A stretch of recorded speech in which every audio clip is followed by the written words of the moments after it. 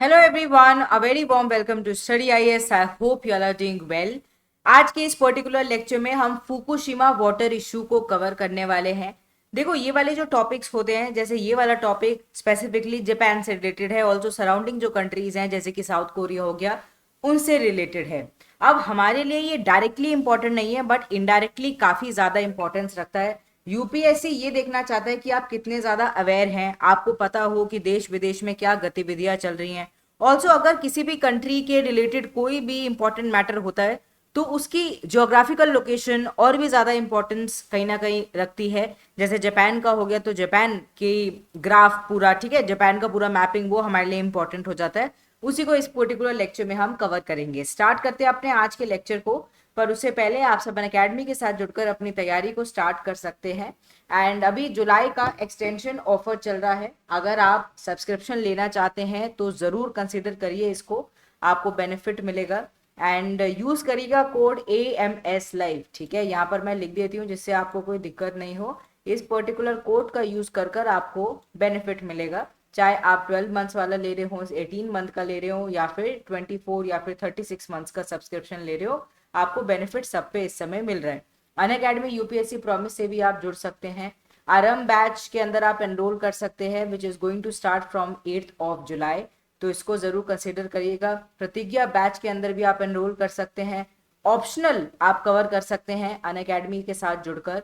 And 9 जुलाई को याद रखिएगा, सुबह 11 बजे होगा आपका फ्री टेस्ट। 1 घंटे में आपको 50 क्वेश्चंस करने होंगे। अच्छी रैंक आई आपको 90% तक स्कॉलरशिप भी मिल सकती है, तो इसको जरूर कंसिडर करिएगा। अब देखिए, Japan plan to release over 1 million ton of water which is claim to be treated but potentially radioactive. हुआ क्या है, फुकुशिमा न्यूक्लियर पावर प्लांट का जो वाटर है बेसिकली उसको रिलीज कर दिया जा रहा है सी के अंदर। Approximately 1 million ton of water को रिलीज कर दिया जाएगा।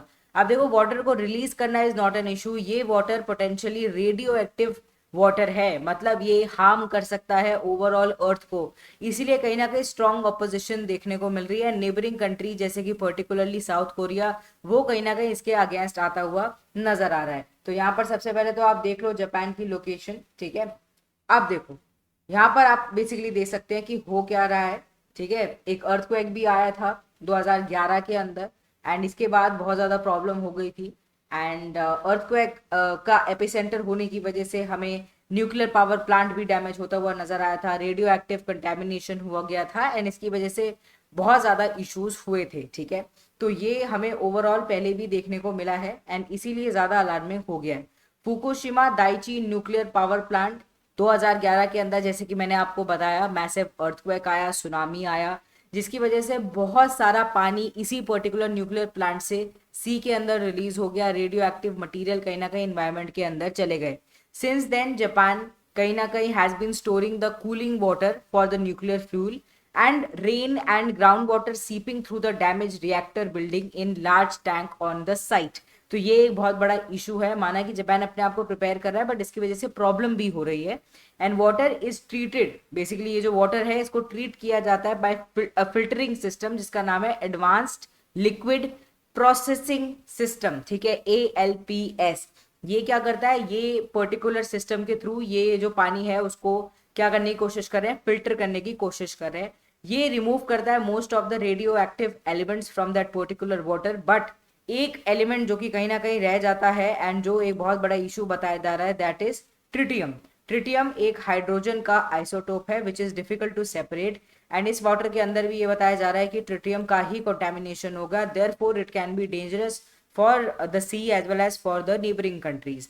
जापान कह रहे हैं कि they have no space to keep storing the water and hence इनकी मजबूरी है वाटर को रिलीज करना। अब ट्रिटियम क्या है, रेडियो एक्टिव एक एलिमेंट है and half life of about 12.5 years, ठीक है, इसका हमें इतना देखने को मिलता है। तो it have half life of about 12.5 years and it's a radio active hydrogen का आइसोटोप। एंड ये एक प्रॉब्लमेटिक चीज है जिसकी वजह से साउथ कोरिया कहीं ना कहीं इसके अगेंस्ट आता हुआ नजर आ रहा है।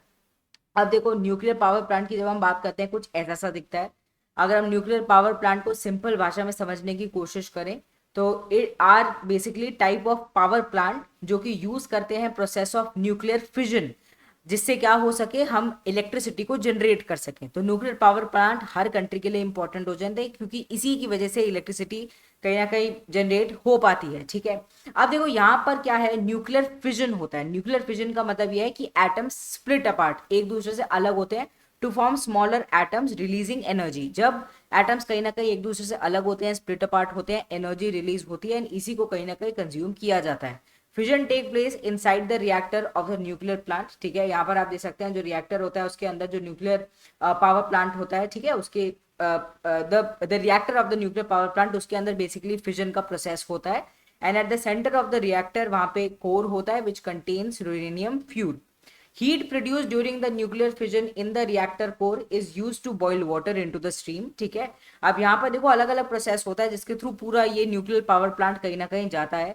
हीट को प्रोड्यूस किया जाता है during the nuclear fission in the reactor core is use to boil the water. तो उसको ऐसा नहीं कि वेस्ट कर दिया जाता है, उसको इस्तेमाल किया जाता है जिससे वाटर को बॉयल किया जाए into the stream, and which turns the blade of a steam turbine। As the turbine blade turn, they basically drive the generators to make the energy। तो basically मैकेनिकल एनर्जी में convert करने की कोशिश करी जाती है।